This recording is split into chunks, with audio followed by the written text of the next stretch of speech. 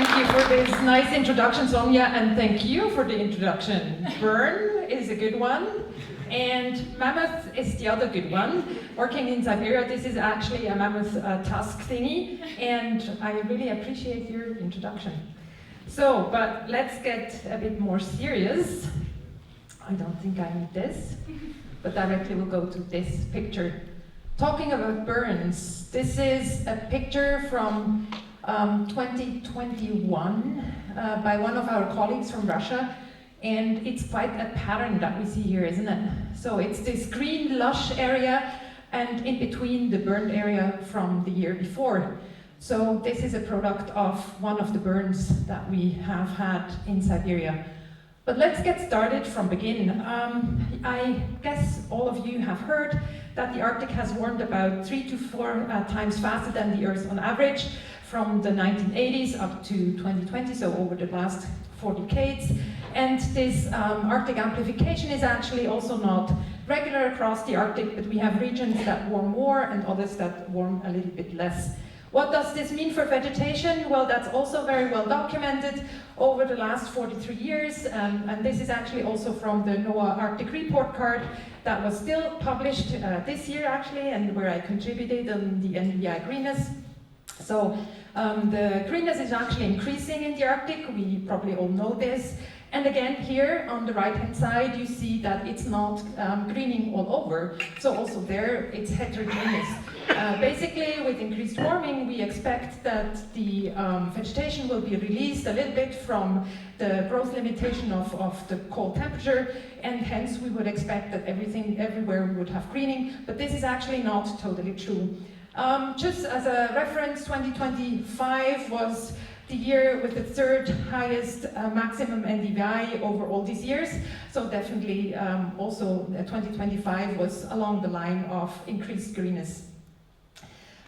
We mostly see the underlying mechanisms is just that the plants that are already growing there just grow better, but then we also have compositional changes, for example, a shrubification that happens in some areas, and also in terms of the fauna that bears, not the polar bears, but the brown bears, and other species are moving northward.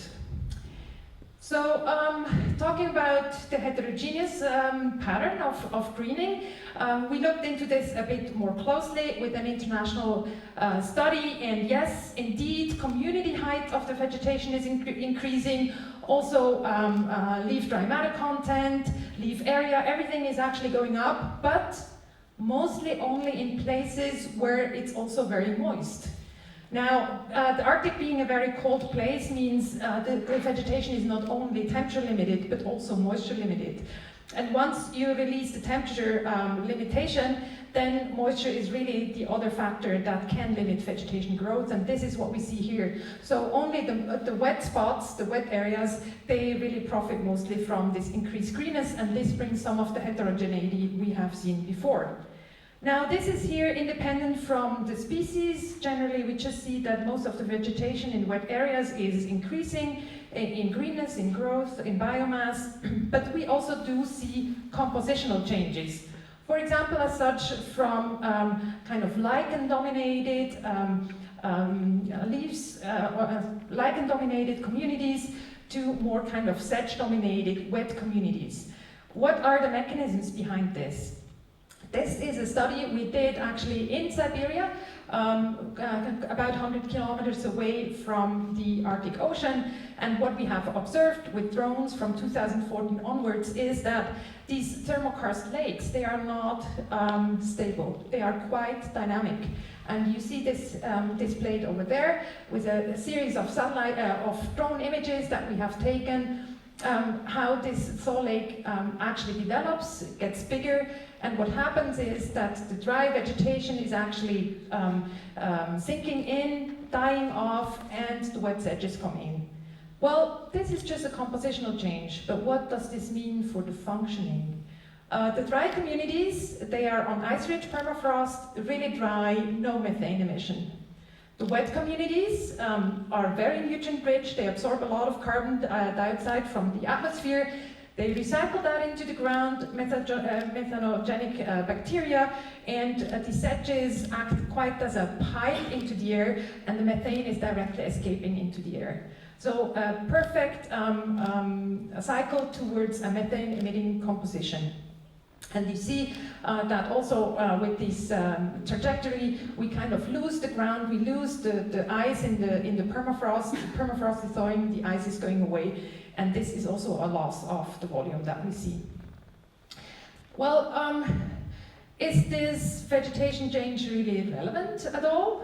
Also at larger scale, apart from methane emissions? Does it have, for example, an impact on the energy fluxes? We have worked on energy fluxes before locally, and I felt it must have influence also at larger scale. And this is why we started to pull together all the existing data we could find from flux tower observations across the Arctic, together with 75 co-authors, and we started to analyze the data to see how, on what kind of factors actually the energy fluxes, surface energy fluxes are depending. And we specifically looked into vegetation type predefined by existing classifications. Now, this is a graphic that displays the different parts of the energy budget. The net radiation, and then sensible and latent heat flux, and the ground heat flux very much on the right. And of course, this is the one that is important for permafrost thaw. So you need heat going into the ground to thaw the permafrost. What we started off with, talking to climatologists, they said, yeah, net radiation is probably a function of mostly latitude and cloud cover, and we said, yeah, sure, but we still want to test whether maybe vegetation has some explanation. And fair enough, actually, all the green bars, they are related, they are predictors related to vegetation. And you see, even for net radiation, we see a clear explained variance already in the net radiation, even though, of course, latitude, snow duration, and summer warmth indeed also play a role. If we then move to sensible and especially latent heat fluxes, you see that actually vegetation type takes over a prominent role in explaining land surface energy fluxes. And also for ground heat fluxes, actually vegetation matters. You know, it's not other factors just driving it. So permafrost people start to understand that they have to include vegetation type as one of the driving factors of permafrost energy balance. Well, this was just a short overview of some of the research we did, but I want to now draw your attention a little bit more to the new Arctic and just select a few things from what I think is a new Arctic. So it's well documented by Aalto in 2026 that it's actually a new, that we are entering a new area of bioclimatic extremes, floods, droughts, fires, coming back to the burns, and how they interact with life. Increased human activity is certainly part of the new Arctic that is still also by the research community not very often addressed. And finally, I will talk a little bit about climate interventions and geoengineering. But let's get first into the bioclimatic extremes. Those of you who understand Russian or can read Russian, it says Dacha 2016. We were very happy once we finally established our own infrastructure out there. We left the site, we came back in 2017. Oops, something had happened in between. We were just actually at the rim of a big ocean, basically. So being 100 kilometers away from the Arctic Ocean. So what had happened was that in further south, there was huge snowfalls. One has seen that in the media as well. And then when this snow started to melt, it flooded this entire huge plain that is approximately 100 kilometers extending to the north. It also meant that our colleagues from Amsterdam lost most of their measurement instruments. But these events also have, of course, other impacts. For example, indigenous people, they lost most of their permafrost cellars that are close to this level, and also the fish stock that they had in there. But also the flood event had impacts on the Siberian cranes, an endangered species that is also being perceived as a holy bird in the indigenous culture, but also in the Asian cultures down south where they actually migrate to, so in China and Japan as well, and even Korea. It's an endangered species, only a few individuals left in the world, and they actually fly up in summertime to the north, where we have also our research site, and they are breeding there. Now, what happens when we do have very wet years, such a flood? The Siberian cranes, they put their nests exactly at the rim between the thaw lakes and kind of the grasslands where you don't have a lot of shrubs, so they really see the landscape against predators, of course. When everything starts to flood, the nests are destroyed, they build a new nest further away. This means that they lose a lot of time, and their hatchlings are not ready to fly off when winter starts to come into the Siberian north. So what we did was, we based on known nesting sites from our collaborators, we mapped the area that is a high potential habitat for the cranes. We mapped using satellite imagery how far the floods have gone over the years. And then actually we matched that with data from further south, from the migration path, where they count juveniles. And fair enough, the more floods you get, the lower the counts are of the juveniles. So you see such really remote events have effects to migrating species right away. That was 2017. 2019 we came back. This is how the landscape looked like. The indigenous use these channels, and we as well, to reach the site. They use it for fishing and so on. Everything was totally dry. The landscape was just really dry. And this, of course, led to these burns. We were lucky to be out there, fly the drone, look into the effect on the vegetation, and what we saw is that definitely all the vegetation types suffered, and also the connectivity, the fire connectivity actually increased, because also the wet places became really dry.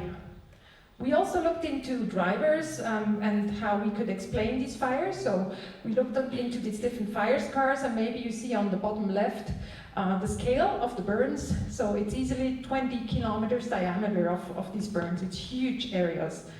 And given we have a high organic content from the Pleistocene, from mammoth times, of course these burns really release a huge amount of carbon to the atmosphere. How good are we in actually assessing the loss of carbon? Not very good if we use current products, satellite products of burn estimation. This would be on the right-hand side. We used high-resolution data and understood that actually the burnt area was underestimated using regular satellite products. And we are missing also the unburned pockets, which are so important when we discuss recovery and succession after burn, because they are the pockets where the vegetation can start to disperse again.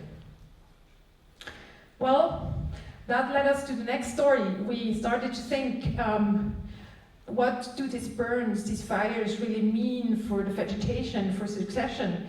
If we see further south that shrubs are coming in, what role do actually these fires play?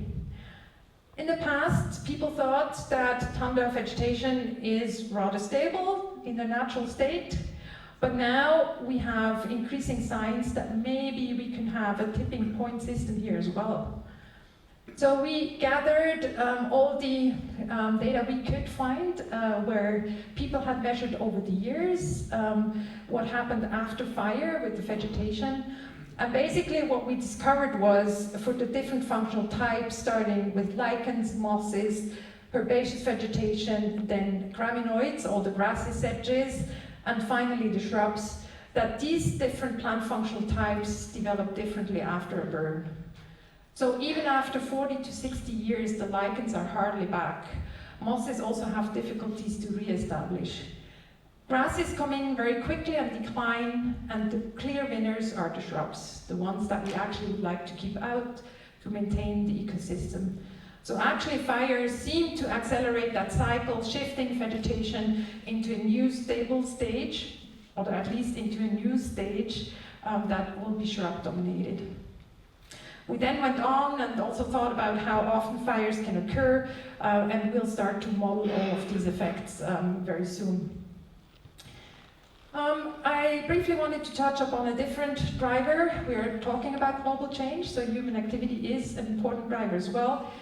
We looked using night-time light from satellite. We analyzed the years 92 to 2013 for any regions, economic regions that have Arctic area.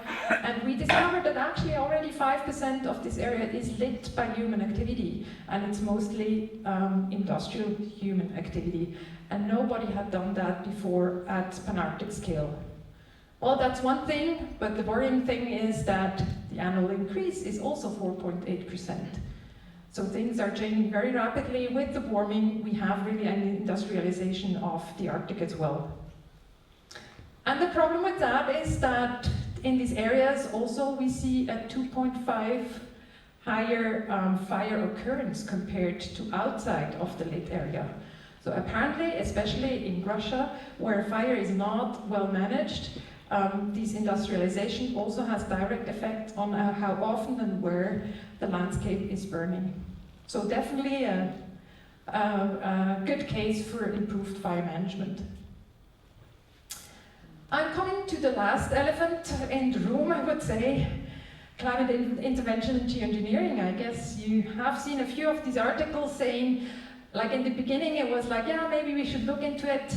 And now it's a more affirmative language. Geoengineering is now essential to save the Arctic ice. There is also big programs, for example, in the UK happening with large funding of projects to investigate climate intervention. And then all those who are familiar, and we also have some of the co-authors here in the room, there was a paper really advocating against geoengineering in polar regions, just showing that either physically, economically, or just feasibility-wise, it's not possible to use this as a serious option to counteract climate warming. We looked into some of the solar radiation management methods ourselves because we were interested about the effects, and you might know some of them. We just took these three, and just be reminded, solar radiation management means that we only try to block the sunlight, the shortwave radiation, or sometimes the long-wave radiation, let it escape more easily, but the CO2 level will stay high in the atmosphere. That's the important part here. We use a Norwegian model where the different methods were implemented, and we used the output and started to analyze it. The idea in the model, how it was implemented, is that geoengineering would bring us from the 8.5 scenario down to 4.5 temperature. Now globally this worked out, they achieved this. For the Arctic it was not achieved. So you see that the red, green and blue line, they are above the 4.5 temperature at the time of 2100 into the future. Also, the minimum temperature is way above the RCP 4.5 scenario. So basically, we do not achieve what's promised in the model. We cannot achieve here. That's very clear. And the minimum temperature, of course, is absolutely key to keep the permafrost cool. So the soil is losing energy in wintertime, and if the minimum temperature is not low enough, the permafrost is not cooling down enough and is just warming. So, and also Arctic amplification is actually enhanced under these conditions, even compared to 4.5 for most SRM methods. So what did we find when we looked into the energy fluxes within the model? We found that it's mostly CO2 physiological forcing that still stays there. So even if we can block the solar light or actually work on the energy balance and kind of reduce the warming there, the CO2 that is accumulating in the air means that the stomatal closure of the vegetation happens much earlier, which means transpiration or evapotranspiration is being reduced, and therefore we actually lose this cooling effect of the vegetation. based on the experience around this article and some rebuttals and whatever we got from some of the community, we decided to actually run a workshop and discuss more seriously about more robust geoengineering science research for the Arctic. And we co-designed a workshop together with indigenous as well and NGOs, and we came up with a few suggestions of how to make it more robust, and especially also things like using the Arctic as a global common to solve our climate warming problem is just not just. They have a very different opinion of whether the Arctic is a global common or not, and I think we are really urged to respect that. Also, as scientists, even if we think that it's so useful to show that we can actually bring down the global temperature using geoengineering. I think maybe I just pick up here on the last point. Maybe we should think for geoengineering being similar to other controversial fields, such as genetically modified organisms or nuclear research, and think about ethical guidelines for research on geoengineering, very similar to these fields, because I think it comes with a lot of responsibility that should not be on the shoulders of single researchers.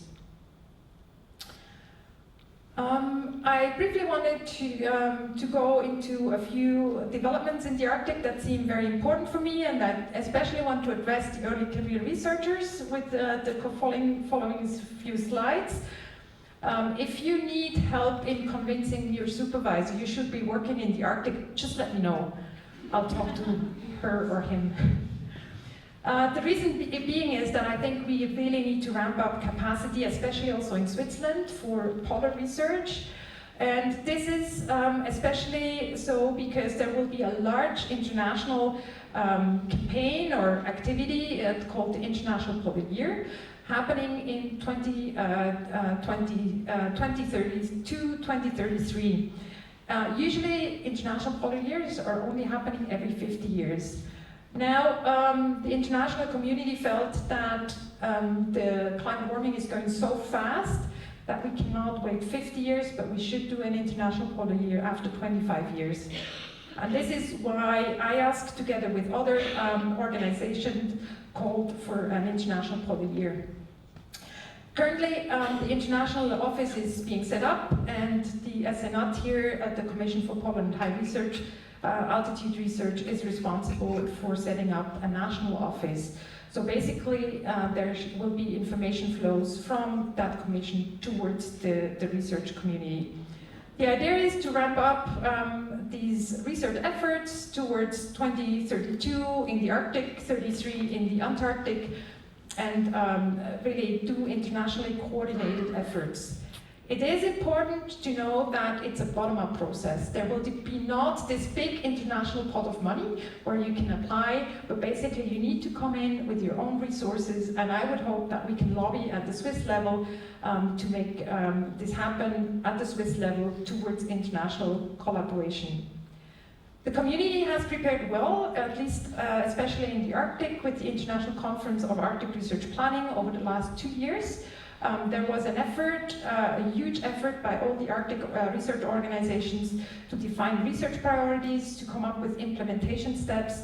It's all in the documents. You're very welcome to look into this document. It's quite interesting where people see the research priorities for the Arctic. And my very last slide is the following. For those who are really interested in transdisciplinary research and biodiversity, also at the nexus of climate and biodiversity, I have to recommend you the World Biodiversity Forum that we are running in Davos this summer in 2 months.